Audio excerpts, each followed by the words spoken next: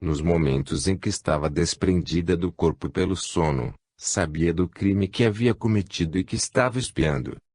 Allan Kardec relembrou ainda um caso similar publicado no capítulo 8, Expiações Terrenas, em O Céu e o Inferno, relativo ao menino Marey, que teve o corpo deformado, impondo-lhe sofrimentos atrozes.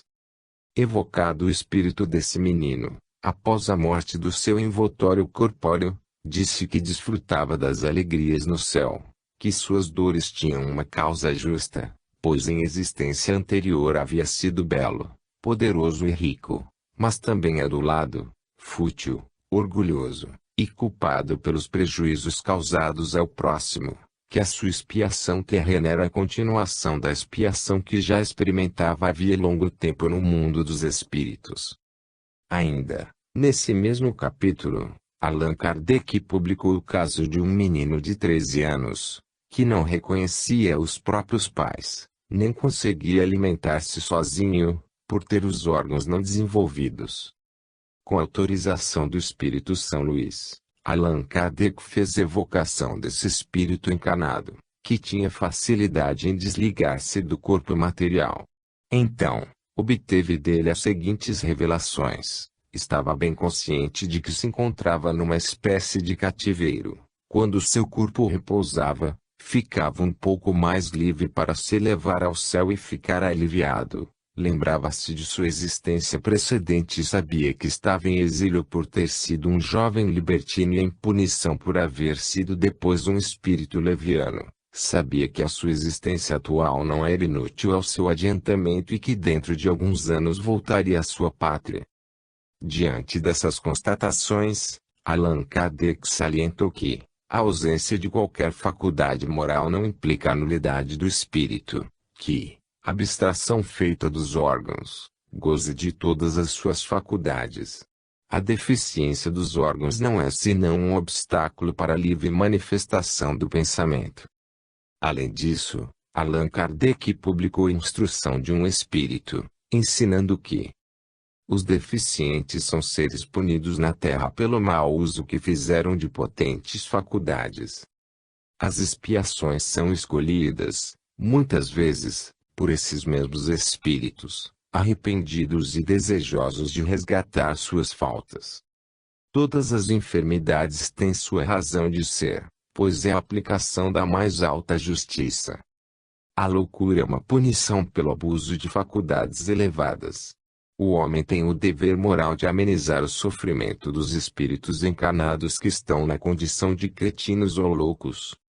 Portanto, em função desses casos apresentados, e de outros contidos no capítulo 8 de O Céu e o Inferno, concluímos que os corpos defeituosos ocultam, geralmente, espíritos elevados em termos intelectuais.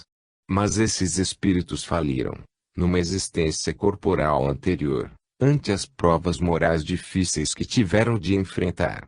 Então, experimentaram sofrimentos e a necessidade de expiação para o resgate da dívida contraída com a justiça maior. Só assim reconquistam uma condição melhor na vida espiritual. Porém, mesmo reencarnados, têm consciência, durante o desprendimento propiciado pelo sono, da causa determinante de sua condição constrangedora.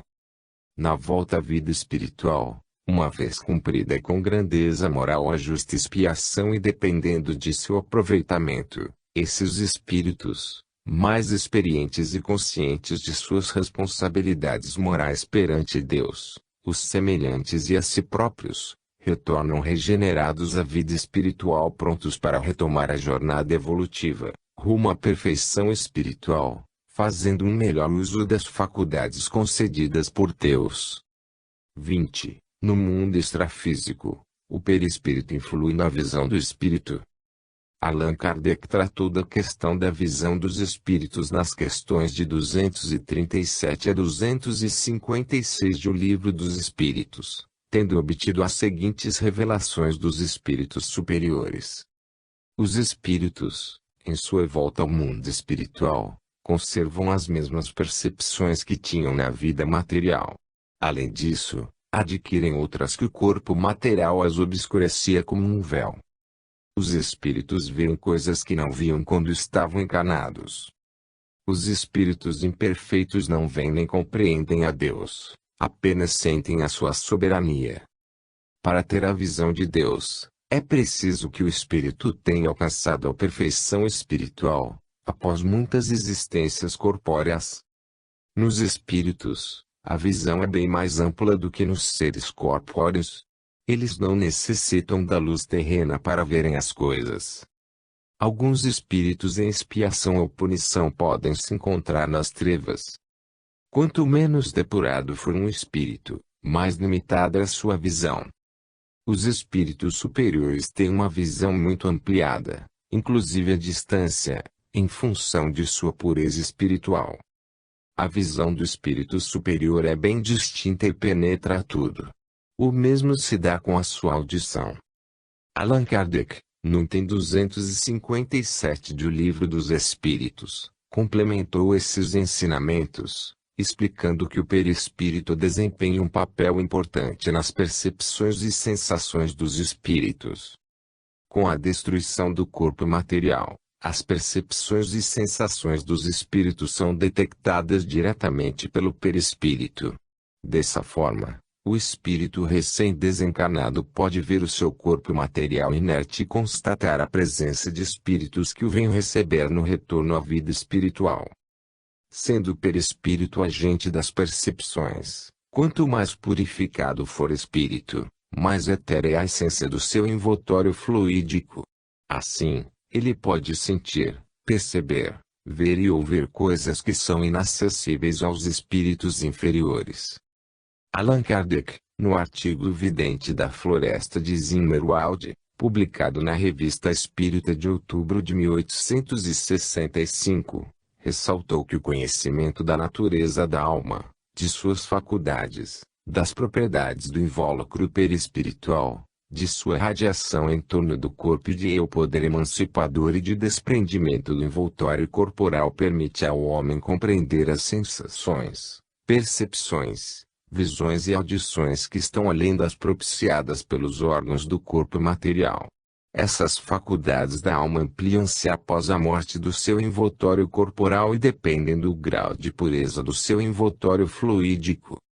Além disso, Allan Kardec publicou o artigo Espíritos Incrédulos e Materialistas, na Revista Espírita de maio de 1863, contendo a explicação que os espíritos Venóis, Erasto e Lamennais deram acerca das limitações visuais experimentadas pelos espíritos que se mantinham ainda incrédulos e materialistas na vida espiritual.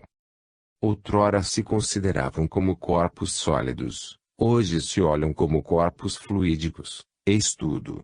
Notai bem que eles se apercebem sob uma forma claramente circunscrita, embora vaporosa, mas idêntica à que tinham na Terra, em estado sólido humano. De tal sorte que não veem em seu novo estado senão a transformação do ser naquele no qual não tinham pensado. Ponto. Uma das condições de sua cegueira moral é encerrar-se mais violentamente nos laços da materialidade e, consequentemente, o que os impede de se afastarem das regiões terrestres ou similares à Terra. E, assim, como a grande maioria dos desencarnados, aprisionados na carne, não podem perceber as formas vaporosas dos espíritos que os cercam. Também a opacidade do envoltório dos materialistas vedaliza a contemplação das entidades espirituais que se movem, tão belas e tão radiosas, nas altas esferas do Império Celeste. Erasto. 21. O perispírito precisa respirar, sim, como mostram os seguintes depoimentos, abaixo apresentados, feitos espontaneamente por espíritos, através de diferentes médiuns. Era muito feliz de estar livre. Eu respirava com a facilidade de quem sai de uma atmosfera asfixiante. Uma invisível sensação de felicidade impregnava todo o meu ser. Espírito Samuel Felipe, no capítulo 2, Espíritos Felizes, da segunda parte de O Céu e o Inferno, de Allan Kardec. Não sofria mais. Podia respirar a plenos pulmões, voluptuosamente, um ar embalsamado e revigorante. Espírito Maurício Gontran, no mesmo capítulo da obra citada. Dessa forma, os espíritos continuam respirando na vida espiritual, atendendo a uma necessidade do envoltório perispiritual. 22. O perispírito transmite ao espírito sensação de cansaço, frio, calor, fome, dor. Allan Kardec, sobre esse assunto complexo, apresentou as seguintes respostas, dadas pelos espíritos superiores e constantes em O Livro dos Espíritos, questões de 255 a 257. O tipo de cansaço que os espíritos podem experimentar deve-se à sua inferioridade. Quanto mais elevado for o espírito, menos repouso ele necessitará. Alguns espíritos inferiores conservam, algumas vezes, uma lembrança penosa da realidade terrena.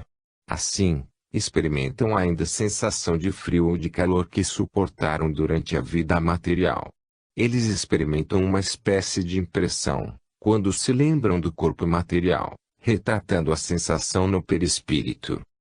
Allan Kardec, ante tais revelações surpreendentes, estabeleceu o seguinte: o perispírito desempenha um papel importante em diversos fenômenos espíritas, tais como as aparições vaporosas ou tangíveis, o estado do espírito no momento da morte, a suposição de que o corpo material ainda está vivo, e os sofrimentos dos suicidas, dos supliciados e das pessoas que se apegaram aos prazeres e às coisas materiais.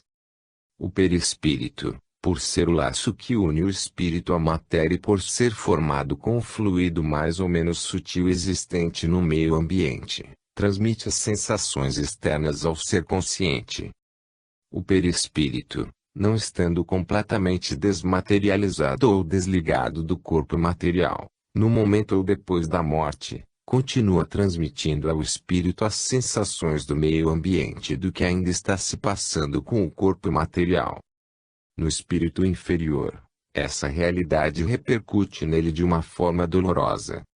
O espírito purificado tem um perispírito mais etéreo. Isto o deixa inacessível às impressões desagradáveis do meio ambiente e da matéria terrena. Por outro lado, com um envoltório fluídico sutil, o espírito superior tem acesso às sensações espirituais agradáveis. O perispírito do homem virtuoso torna-se naturalmente mais etéreo. Isso facilita o seu desprendimento da matéria, isentando das sensações físicas e das impressões desagradáveis propiciadas pelos fluidos densos existentes no meio terreno. Em O Livro dos Médiuns, item 51, Allan Kardec publicou as seguintes revelações sobre o perispírito, feitas pelo espírito Lamennais, que confirmam a existência de sensações dolorosas para alguns espíritos inferiores. Quanto aos espíritos inferiores, estão ainda completamente impregnados de fluidos terrenos, portanto, são materiais, como podeis compreender. Por isso, sofrem fome, frio etc., sofrimentos que não podem atingir os espíritos superiores, visto que os fluidos terrenos já foram depurados no seu pensamento, quer dizer, na sua alma. Allan Kardec, na Revista Espírita de dezembro de 1858, publicou o artigo Sensações dos Espíritos, apresentando um caso que confirma esses pontos acima levantados. Numa reunião espírita, apresentou-se um espírito que, na vida material, havia sido um retrato perfeito do avarento. Privava-se do necessário para acumular bens sem proveito para ninguém. Era inverno, e a lareira estava acesa. De repente, surgiu aquele espírito, lembrou o seu nome, do qual todos estavam longe de se lembrar, e pediu permissão para vir aquecer-se, durante 3 dias, à lareira, dizendo que sentia horrivelmente o frio que voluntariamente suportara durante a vida e que, por avareza, obrigara os outros a suportar. Interrogado o espírito São Luís a respeito do estranho frio que aquele espírito dizia estar sentindo, obtiveram a seguinte revelação: a consciência, a lembrança da sensação de frio que havia suportado agia sobre o seu corpo fluídico. Essa lembrança era tão penosa quanto a realidade. Ante essa revelação, Allan Kardec estabeleceu que, à medida que o espírito progride, o seu perispírito se torna menos grosseiro, mais depurado e eterizado. Os espíritos elevados têm um envoltório mais etéreo, o que os torna inacessíveis às impressões da matéria terrena. Além disso, podem ocultar-se dos que lhes são inferiores, mas não dos seus superiores. Os espíritos inferiores têm um perispírito muito denso, podendo perceber os sons, odores, sensações e dores terrenas. Assim, padecem de sofrimentos que são a consequência da maneira como viveram na vida terrena. Como os espíritos inferiores ainda não depuraram o perispírito, não se desprendem da matéria, não se voltam para o bom caminho e experimentam ainda as lembranças penosas, as impressões desagradáveis e os sofrimentos morais e físicos.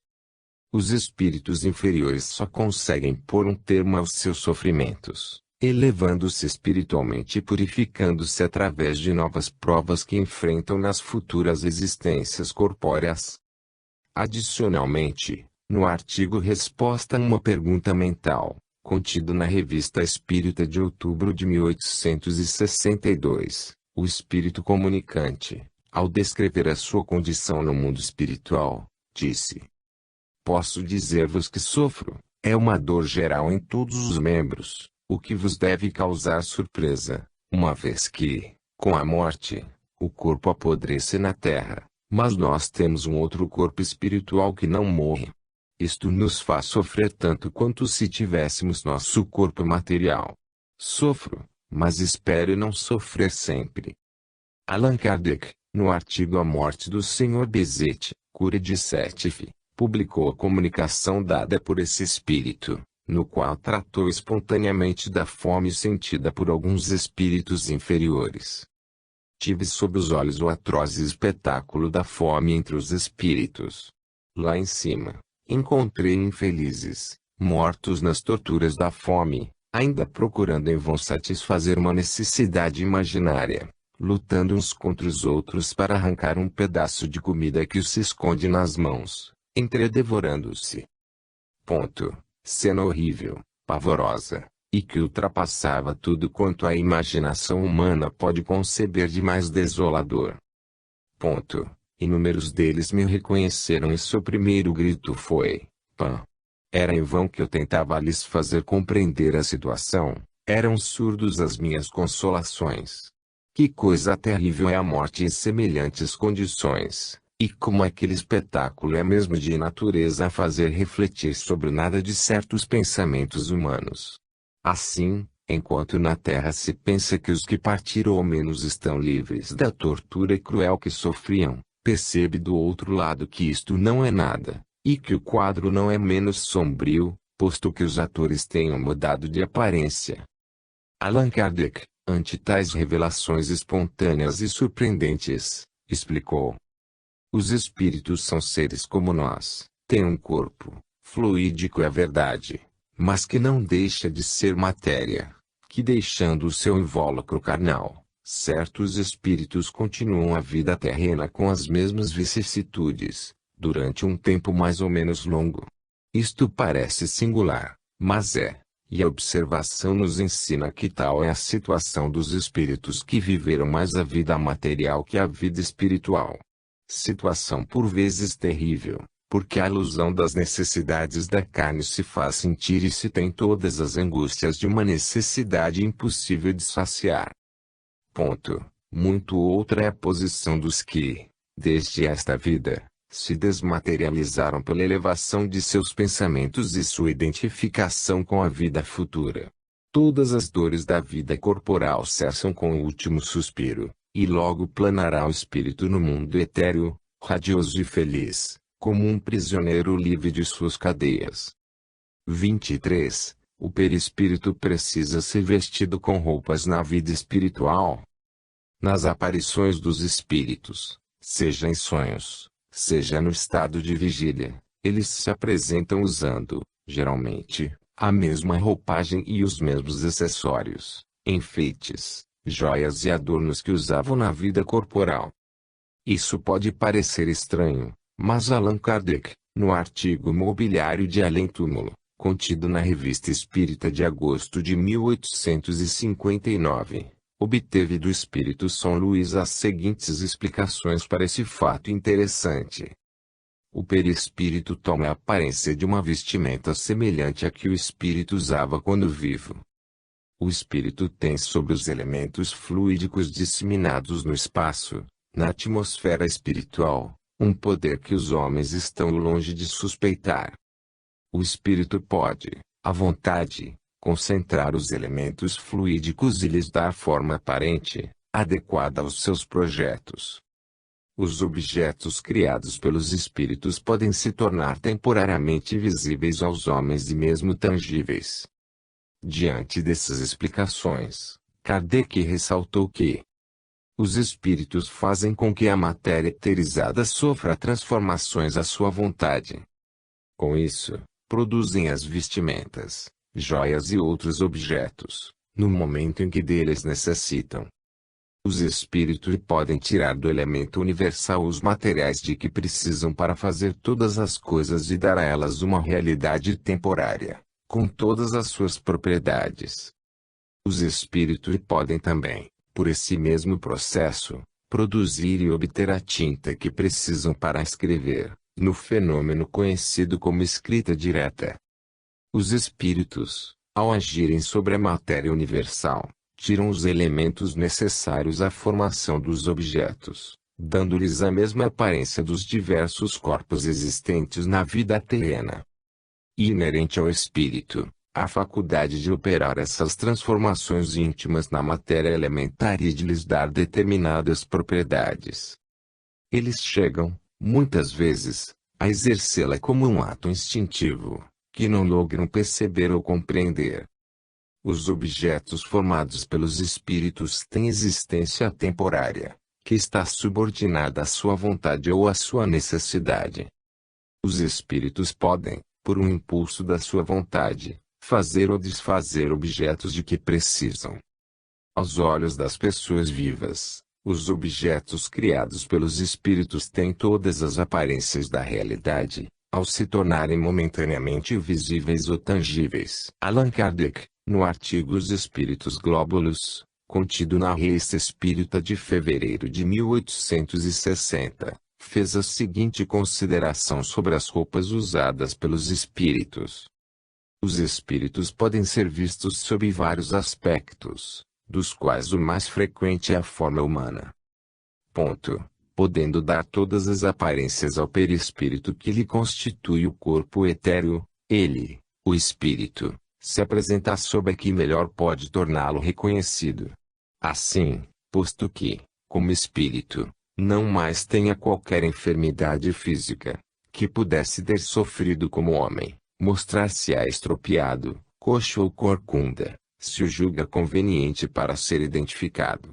Quanto às vestes, geralmente se compõe de um planejamento, terminando em longa túnica flutuante, pelo menos, a aparência dos espíritos superiores, que nada conservaram das coisas terrenas.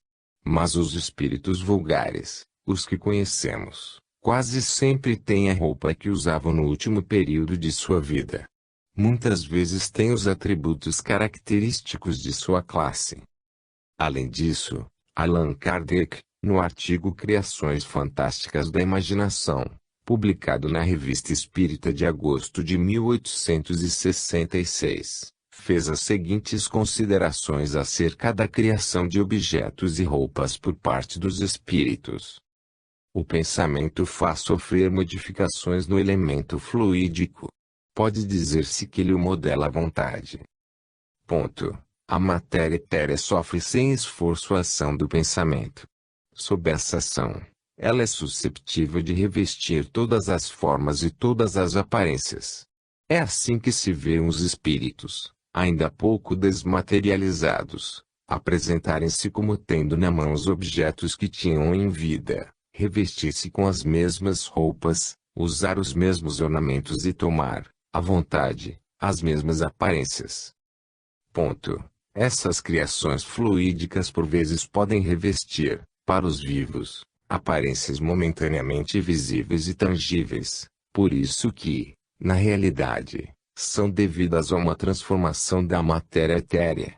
O princípio das criações fluídicas parece ser uma das mais importantes leis do mundo incorpóreo. Adicionalmente, Allan Kardec, no artigo Aparição de um Filho Vivo à Sua Mãe, publicado na Revista Espírita de março de 1869, explicou a produção de roupas ou de objetos por parte dos espíritos. O espírito do jovem apresentou-se em casa de sua mãe com o corpo fluídico ou perispiritual. Bastou-lhe pensar em sua roupa habitual, na que teria usado em circunstâncias comuns, para que esse pensamento produzisse ao seu perispírito as aparências dessa mesma roupa. As formas exteriores que revestem os espíritos que se tornam visíveis são, pois, verdadeiras criações fluídicas, muitas vezes inconscientes. A roupa, os sinais particulares, os ferimentos, os defeitos físicos, os objetos que usa, são o reflexo de seu próprio pensamento no envoltório perispiritual. Ainda Allan Kardec, no artigo Fotografia do Pensamento, contido na Revista Espírita de junho de 1868, apresentou outras considerações sobre as roupas e os objetos criados pelos espíritos.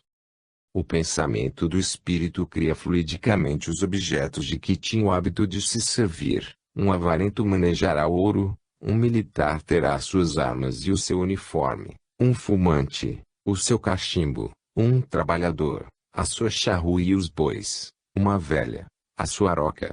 Os objetos fluídicos são tão reais para o espírito, que é ele próprio fluídico, quanto eram materiais para o homem vivo, mas, pela mesma razão de haverem sido criados pelo pensamento, sua existência é tão fugaz quanto o pensamento. 24. Depois que o homem morre, o seu perispírito tem necessidade de dormir?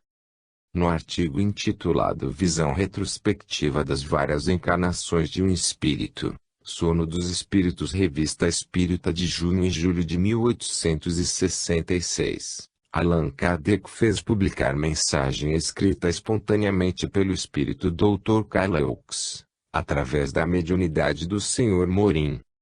Nessa comunicação, o espírito afirmou que, apoderado por uma espécie de torpor, por um sono espiritual, providenciado pelos amigos espirituais, com a permissão de Deus, mas conservando a consciência, viu passar diante da mente as personalidades ou os corpos materiais que seu espírito havia animado em várias encarnações, e constatou que em todas elas trabalhou na ciência médica. Ante tais revelações, Allan Kardec apresentou as seguintes explicações para o sono dos espíritos. Existiria para os espíritos um sono natural semelhante ao nosso. Isto nada teria de surpreendente quando se vêem ainda espíritos de tal modo identificados com o estado corporal, a ponto de tomar seu corpo fluídico por um corpo material, que creem trabalhar como faziam na terra, e que sofrem fadiga. Se eles sentem fadiga, devem experimentar a necessidade de repouso, e podem crer deitar-se e dormir, como creem trabalhar e viajar em estrada de ferro. Dizemos que eles o creem, para falar do nosso ponto de vista. Porque tudo é relativo, e, em relação à sua natureza fluídica, a coisa é tão real quanto as coisas materiais o são para nós. Não são senão espíritos de ordem inferior que têm semelhantes ilusões, quanto menos avançados, mais o seu estado se aproxima do estado corporal. Ora, este não pode ser o caso do Dr. Cailleaux, espírito adiantado, que se dá perfeita conta de sua situação. Mas não é menos verdade que teve consciência de um entorpecimento análogo ao sono, durante o qual viu suas diversas individualidades. Dessa maneira, não devemos nos surpreender quando os espíritos inferiores afirmarem, em suas comunicações, através dos médiuns, que experimentam ainda, na vida espiritual, a necessidade de repouso e do sono, como forma de recuperação das energias e forças do corpo espiritual. 25. o perispírito tem luminosidade própria na vida espiritual. Vimos nos capítulos anteriores que o perispírito é formado com os elementos mais ou menos sutis ou etéreos do fluido cósmico universal, em função do grau de depuração espiritual e moral do espírito. Assim, conforme o espírito seja mais ou menos elevado moralmente, o seu perispírito se forma com as partes mais ou menos sutis dos fluidos existentes no mundo espiritual. Portanto, cada espírito tem um perispírito que corresponde ao seu grau de evolução, variando tanto em densidade, quanto em luminosidade, em função das características dos fluidos mais ou menos sutis que o constituem. Nos espíritos inferiores, o perispírito é formado com os fluidos mais densos, de natureza grosseira, tendo a semelhança, aparência e opacidade do corpo material. Por se aproximar da matéria densa, causa a impressão no espírito de que ainda está na vida corporal, com suas paixões e necessidades físicas. Essa materialidade do perispírito dá-lhe pouca luminosidade, retratando a escassez de brilho moral do espírito. Já para os espíritos moralmente evoluídos e identificados com as virtudes e coisas da vida espiritual, os fluidos que formam seu perispírito são brilhantes, retratando a nobreza moral e espiritual. Dessa forma, o espírito elevado apresenta-se com uma fisionomia bela, leve, radiosa, luminosa, brilhante ou resplandecente. As suas boas qualidades morais estão refletidas em seu corpo fluídico, distinguindo dos espíritos ainda inferiores.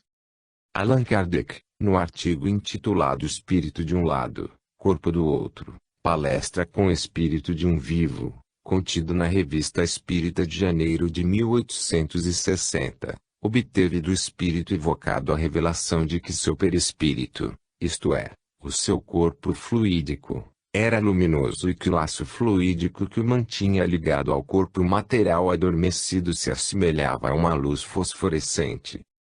Outra revelação sobre a luminosidade do perispírito do espírito superior encontra-se na mensagem do espírito Erasto, contida no artigo Um Caso de Possessão, Senhorita Júlia, publicado nessa mesma edição da Revista Espírita.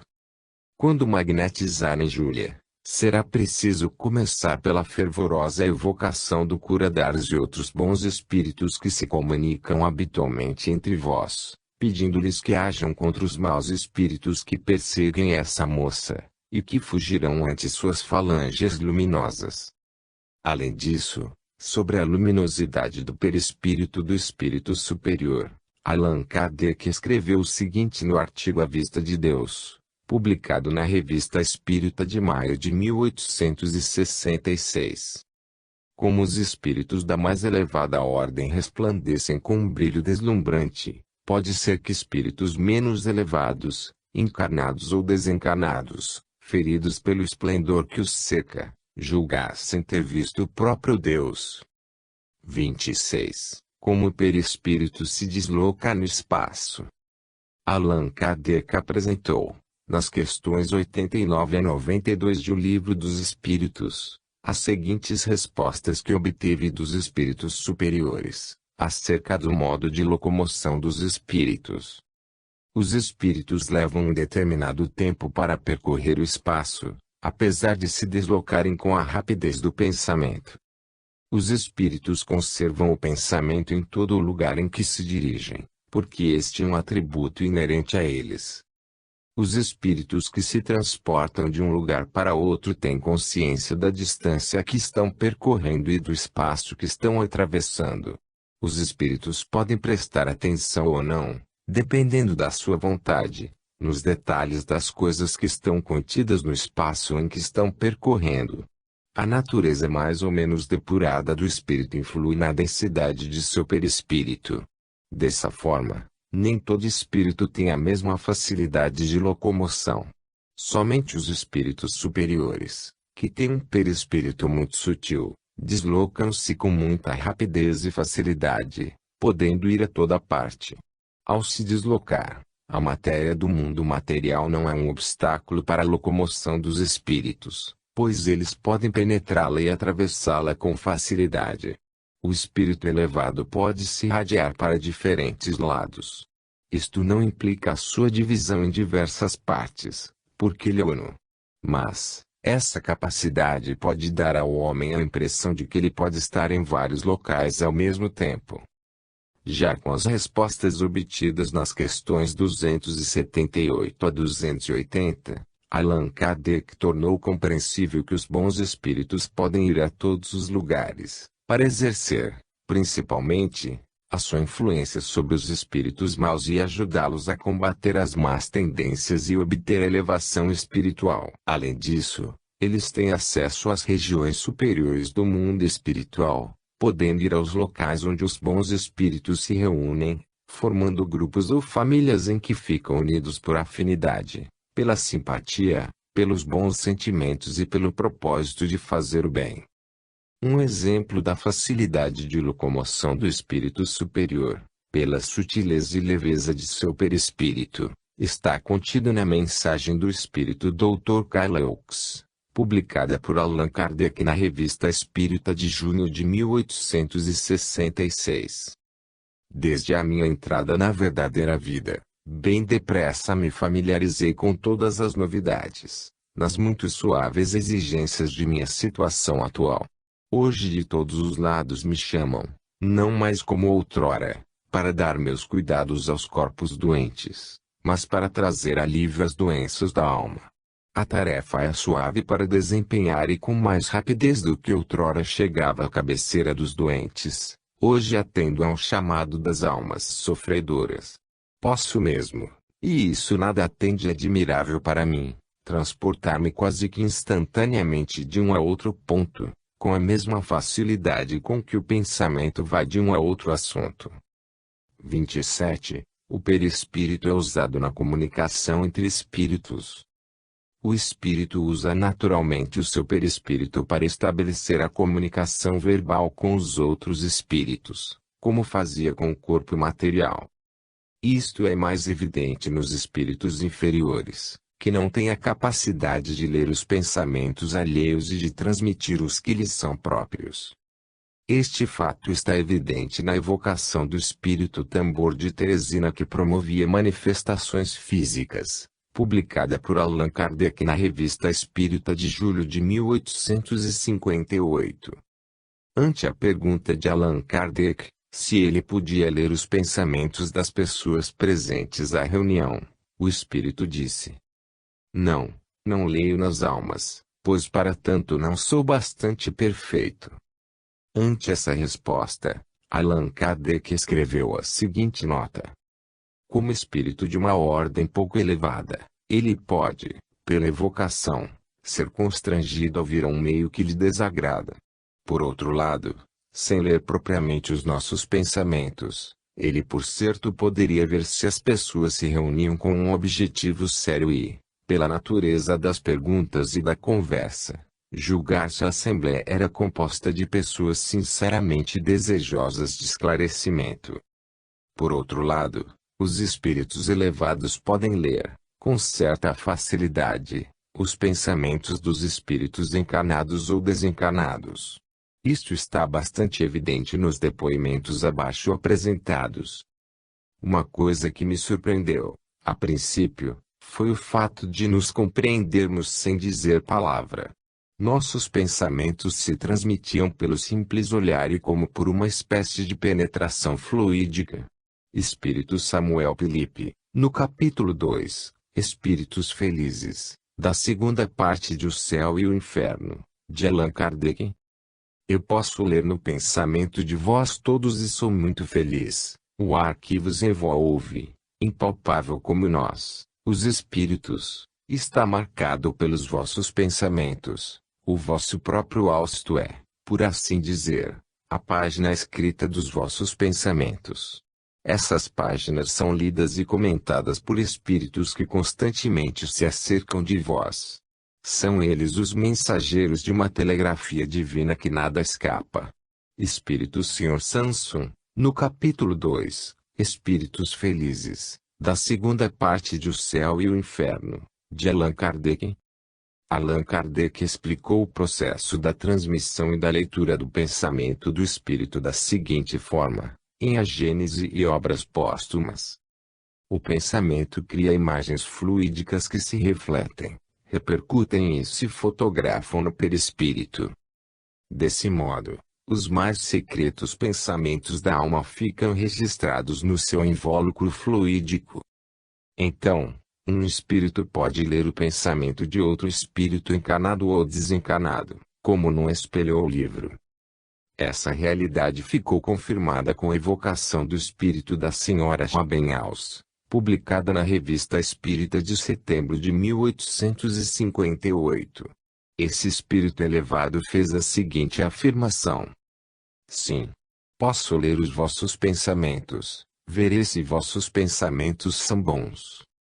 Já na Revista Espírita de julho de 1861, Allan Kardec publicou o ditado espontâneo feito pelos espíritos Erasto e Timóteo, através do médium Dumbbell, que, entre outras coisas, explicaram como funciona a comunicação dos espíritos através do pensamento.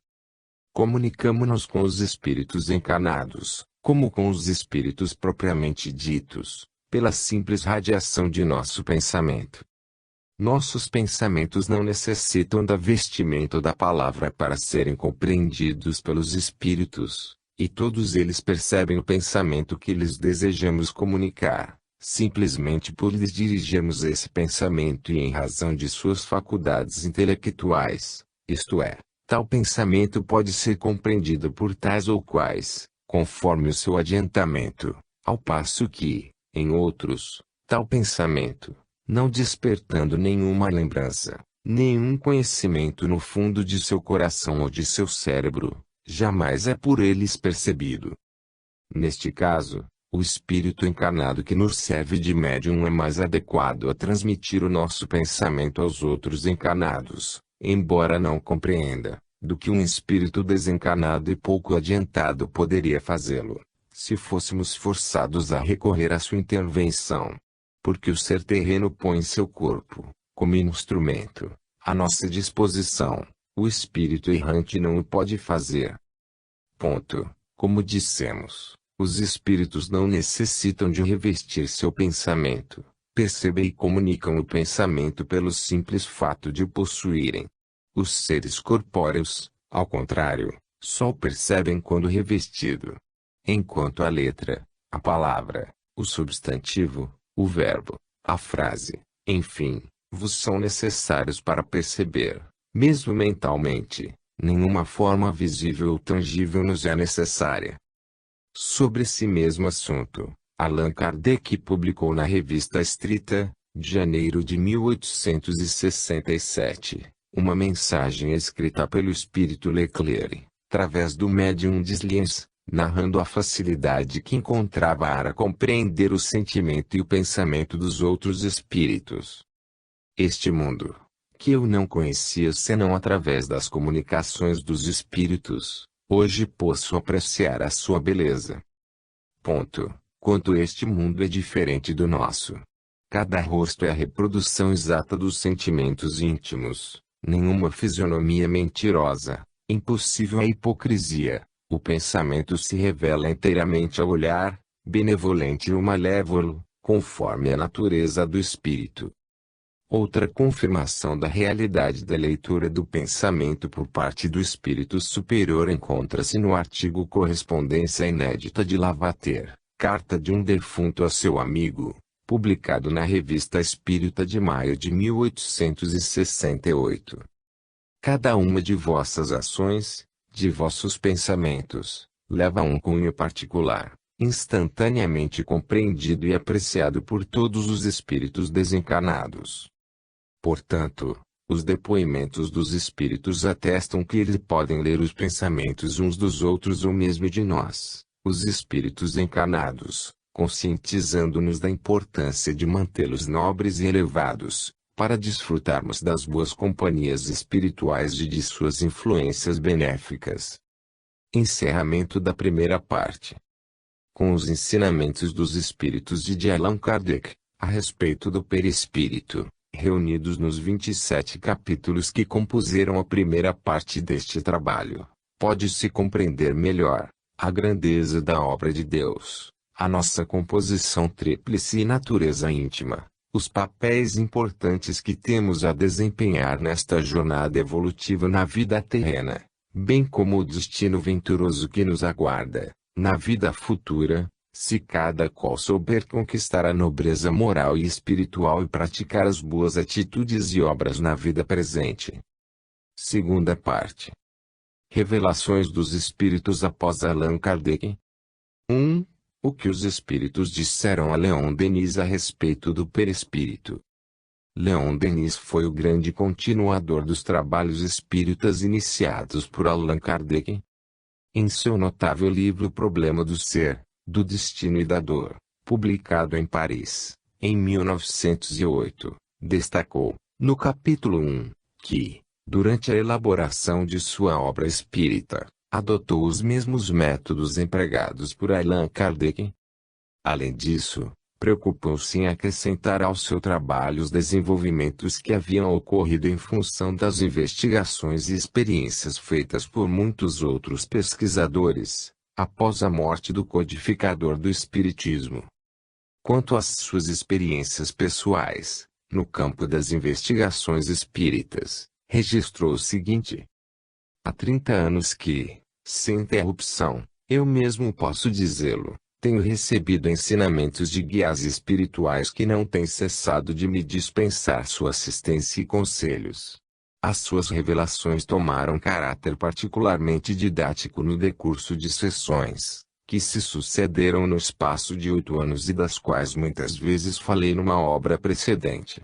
Referindo-se ao Invisível, editado pela FEB. Nesses 2 livros citados, O Problema do Ser, do Destino e da Dor. Primeira parte, capítulo 3, O Problema do Ser. Segunda parte, capítulo 13, A Reencarnação e Suas Leis. Capítulo 19, A Lei dos Destinos, no Invisível. Capítulo 3, O Espírito e a Sua Forma. Capítulo 20, Aparições e Materializações de Espíritos. Denis colocou os seguintes ensinamentos que os Espíritos lhe ofereceram a respeito do perispírito. O corpo sutil preexiste ao nascimento, sobrevive às decomposições da campa e acompanha a alma nas suas transmigrações. A alma imortal encontra-se, na vida do espaço, unida ao seu corpo espiritual, de que é inseparável, e que mantém a forma do corpo físico. O corpo espiritual é a forma imponderável que a alma preparou para si mesma com os seus pensamentos e as suas obras. O corpo sutil serve de molde para o corpo material. O perispírito é a verdadeira forma humana, sobre a qual vem incorporar-se temporariamente as moléculas da carne. Durante a encarnação, a matéria cobre o perispírito com seu manto espesso, comprime-o, apaga-lhe as radiações. Daí o esquecimento das vidas passadas. Após a morte, livre do laço material, o espírito elevado readquire a plenitude da sua memória, mas o espírito inferior mal se lembra da sua última existência. Depois de cada vida terrestre, a alma se recolhe em seu corpo fluídico as experiências, os progressos e os frutos da existência decorrida. Cada ação da alma modifica a sua própria natureza e depura ou materializa o seu invólucro fluídico. As ações repetidas dos pensamentos e da vontade exercem ação constante sobre o perispírito. As boas ações vão transformando o perispírito, pouco a pouco, num organismo sutil e radiante, aberto às mais altas percepções, às sensações mais delicadas da vida do espaço, capaz de vibrar harmonicamente com espíritos elevados e de participar das alegrias e impressões do infinito. As más ações dão, ao perispírito, forma grosseira e opaca, acorrentada à terra por sua própria materialidade e condenada a ficar encerrada nas baixas regiões do mundo espiritual. Cada pensamento altruísta, cada impulso de solidariedade e de amor puro dão à alma e ao seu invólucro fluídico um poder de radiação mais intenso. Cada pensamento ruim, cada ato criminoso, Cada hábito pernicioso provoca uma contração no ser psíquico, condensando o perispírito, entenebrecendo e carregando-o de fluidos grosseiros. Os atos violentos, a crueldade, o homicídio e o suicídio provocam um abalo prolongado no espírito. Este choque repercute, no renascimento, no corpo material com doenças, convulsões, deformidades ou mesmo a loucura, privando o espírito da liberdade. Em sua obra Depois da Morte. Terceira parte, capítulo 1, o perispírito ou corpo espiritual, capítulo 22, os médiuns, capítulo 23, a evolução perispiritual. Quarta parte, capítulo 30, a hora final, capítulo 31, o julgamento, capítulo 34, a erraticidade, capítulo 41, reencarnação. Porém, Leon Denis registrou os mais completos ensinamentos obtidos dos espíritos a respeito do perispírito, corroborando os obtidos por Allan Kardec. O envoltório fluídico sutil ou etéreo participa simultaneamente da alma e do corpo material. Assim, serve de intermediário a ambos. O perispírito transmite à alma as impressões recebidas pelos sentidos do corpo e comunica a este as vontades do espírito. O organismo perispiritual é um verdadeiro reservatório de fluidos que a alma põe em ação pela sua vontade. Desde a animalidade, o perispírito acompanha a alma em suas lutas, sofrimentos, elevação, purificação, conquistando novas possibilidades e iluminando-se.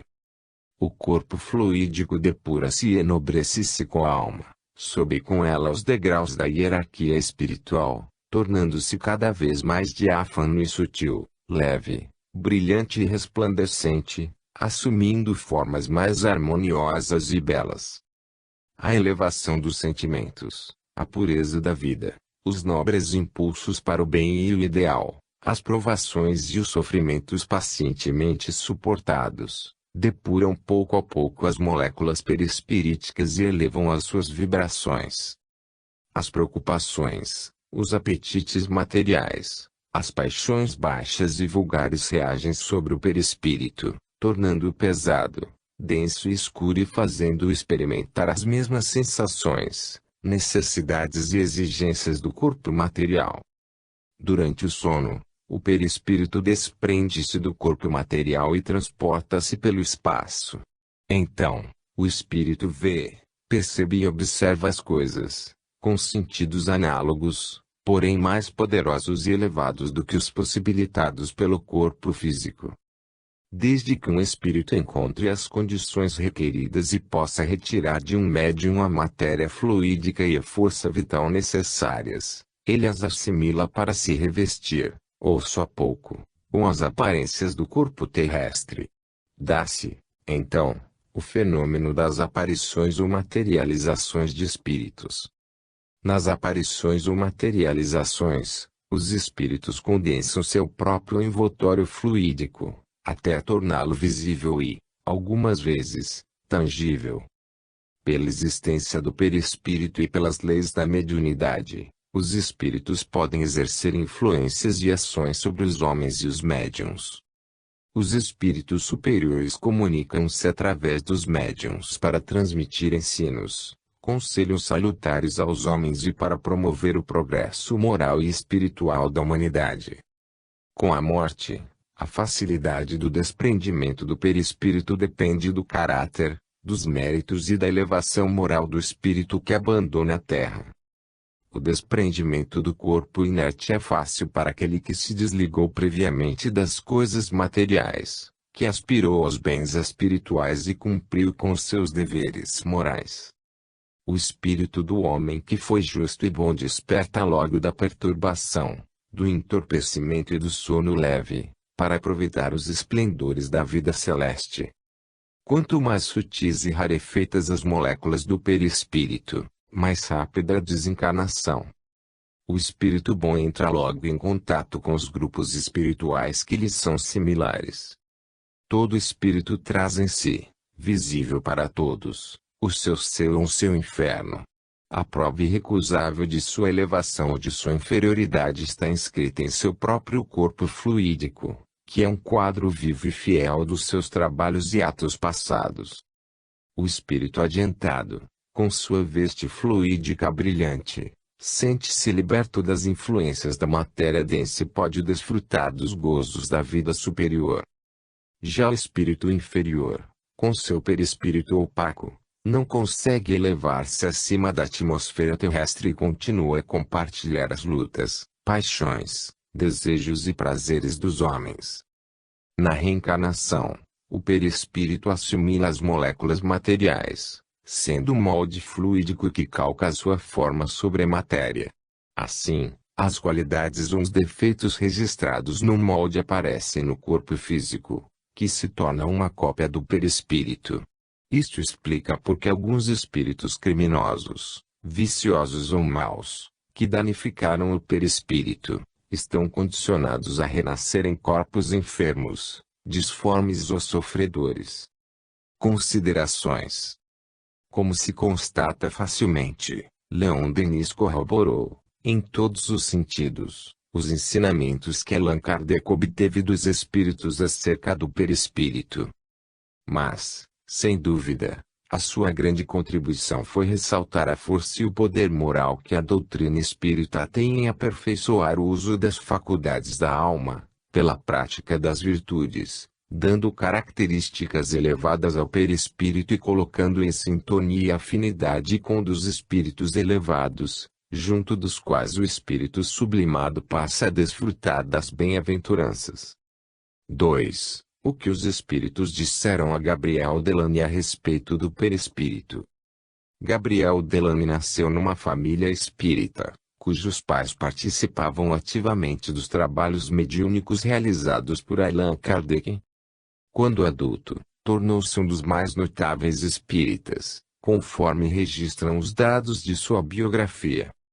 Com suas pesquisas dos fenômenos espíritas, publicou diversos livros muito importantes para o movimento espírita. Mas, foi em seus notáveis livros A Evolução Anímica e a Reencarnação, que reuniu as revelações obtidas, que nos permitiram fazer a seguinte compilação, acerca do perispírito. Os espíritos conservam a forma humana, graças ao seu envoltório fluídico chamado de perispírito.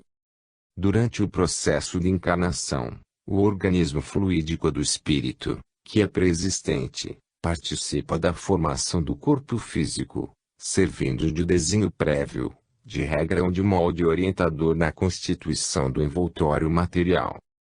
No processo de encarnação, o perispírito liga-se a todas as moléculas do corpo material em formação. O fluido vital existente no germe permite que o perispírito haja sobre a matéria. Então, impregna-se desse fluido e liga-se intimamente a cada molécula do envoltório corporal em formação. As condições do fluido vital repercutem-se, ao mesmo tempo, no perispírito e no corpo material. Sendo o fluido vital a força que permite ao perispírito unir-se molécula a molécula ao corpo em formação, tanto o perispírito quanto a força vital participam ativamente na organização da matéria orgânica. Na reencarnação, o espírito forma um corpo material que corresponde às suas características, aptidões e conquistas intelectuais, bem como às suas aspirações. Durante a encarnação, o sistema nervoso torna-se a reprodução material do perispírito, para que este possa servir de intermediário entre o corpo e a alma. No processo de encarnação, o cérebro material torna-se uma representação do cérebro do perispírito.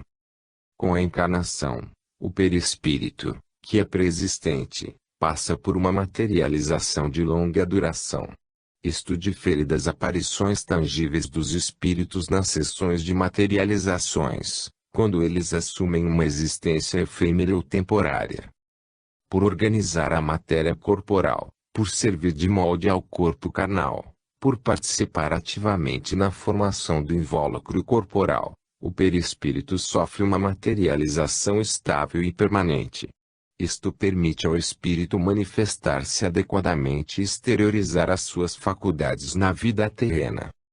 Por ser o perispírito apenas o organizador do material que forma o corpo físico, ele é incapaz de regenerar os materiais defeituosos fornecidos pela hereditariedade. Quando há a formação de órgãos imperfeitos, a alma fica impedida da plena manifestação das suas faculdades. Uma vez formado